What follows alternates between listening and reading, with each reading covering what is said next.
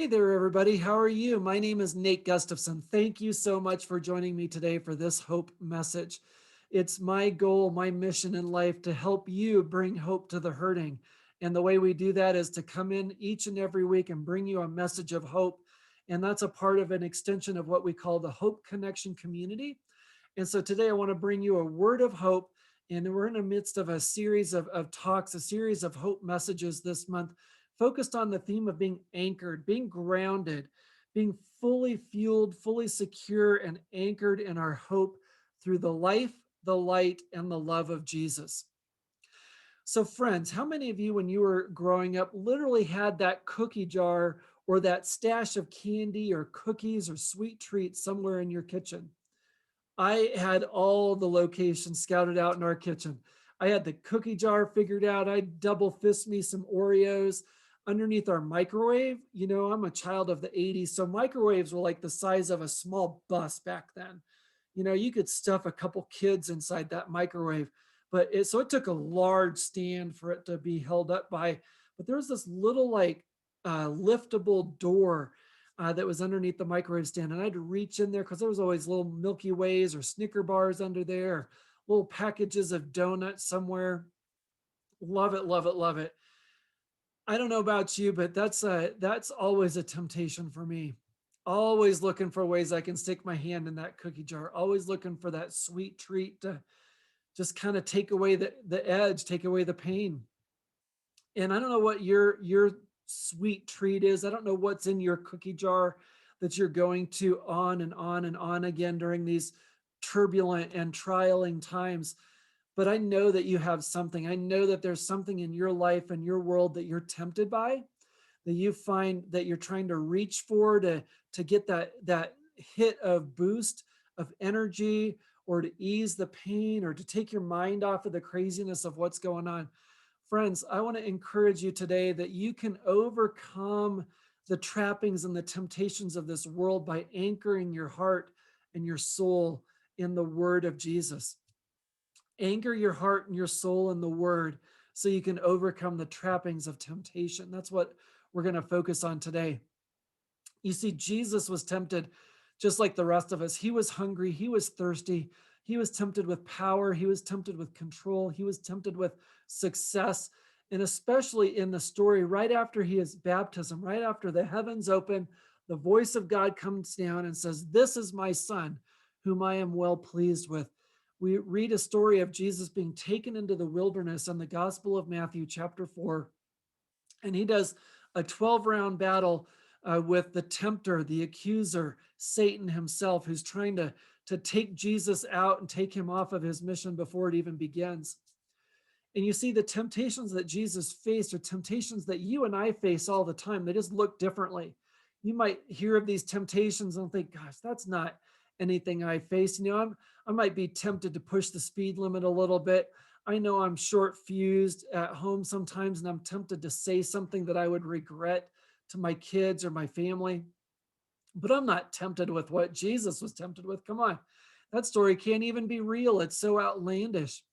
Whether you think it's real or not, the common theme is this: temptation and trials will hit us in our weakest moment, and we have to remain anchored in order to overcome.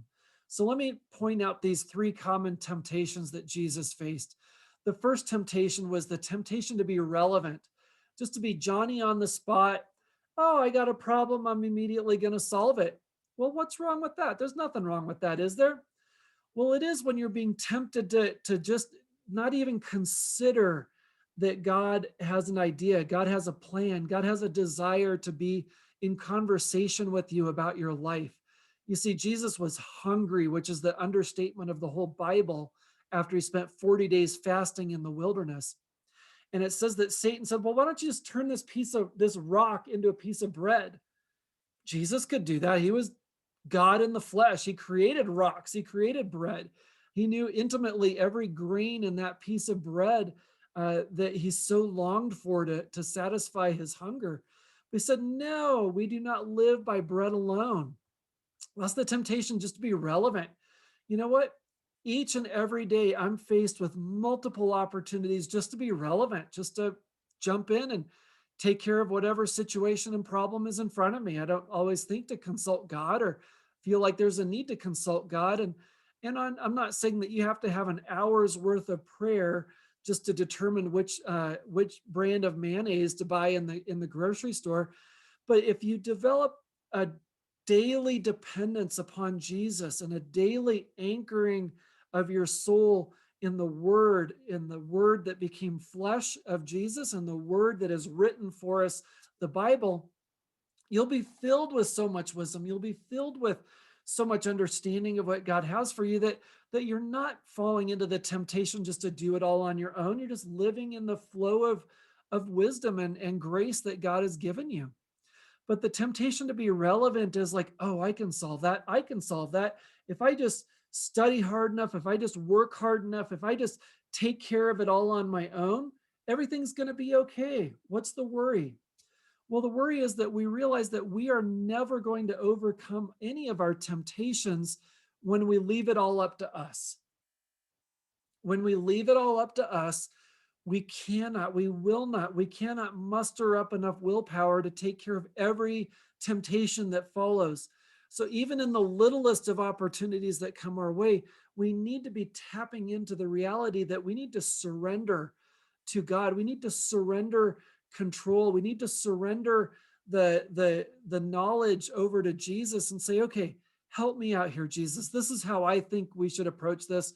What do you think? Our friends who are in the recovery movement know this so well. They get this. They acknowledge in their very first step of the 12 steps that they are powerless under their own control, under their own power. They are powerless to get rid of this addiction, to get rid of this disease, to get rid of whatever is gripping them.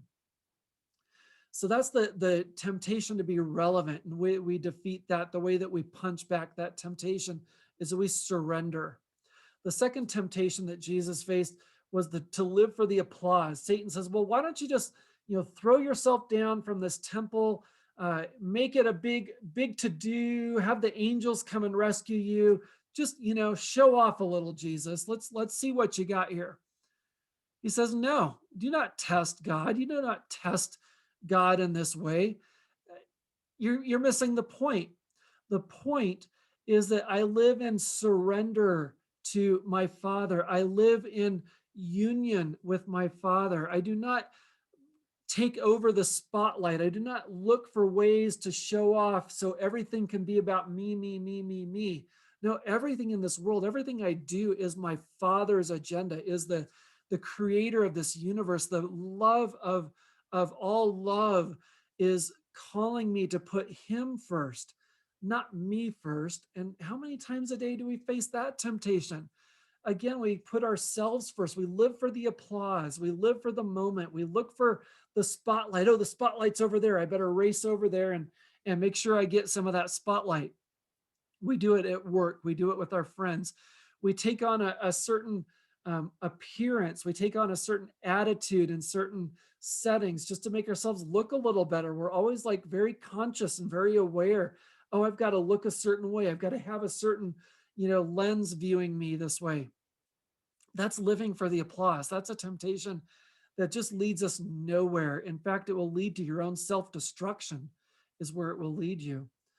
Third, Jesus faces the temptation of all temptations. How many times have you said to yourself, oh, if I just was the one who was in control, if I was just the one who was the boss, everything would be so much better than the dumb people that I have to deal with every day.